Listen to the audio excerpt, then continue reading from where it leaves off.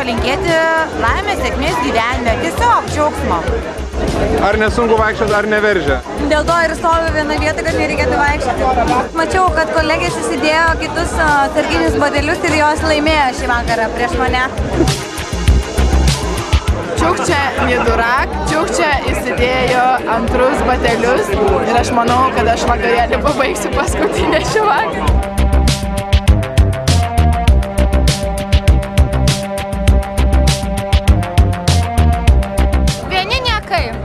Visų pirma, norėčiau pasakyti, kad tos tetutės, kurios nemoka vaikščioti su aukštakulniais, tegul jų ir nesiauna. Reikia pripratinti kojas. Pačios pakulnė kokio aukščio yra? Nežema.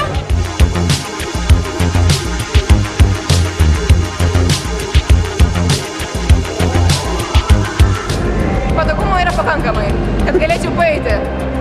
Galbūt kažkokiam labai sunkiems šokiams, triukams būtų sudėtingiau, bet manau, kad vaikščiojimui, lengvam šokimui pakankamai tikrai.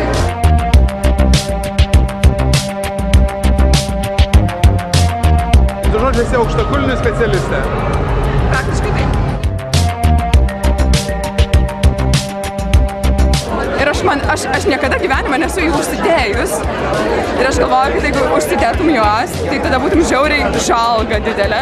Prieš išeidama į vakarėlį, iš tikrųjų, aš paklausiau savo dukros, kurie man bateliai labiau tiktų.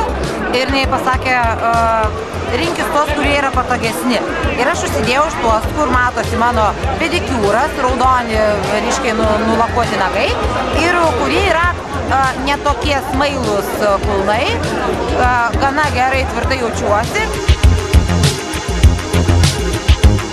Man nesunku, nes aukštakulniai yra patys geriausi batai, patys stilingiausi ir patys patogiausi, tai įpranti aišku. Kuo aukštesnė pakulnė, tuo moteris yra gražesnė.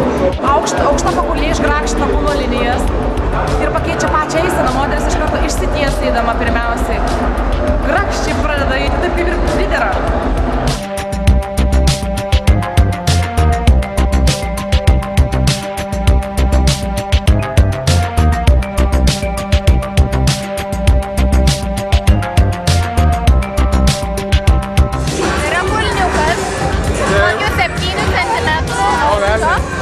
Kuris gėdingai nulūžo šventės įkarštyje.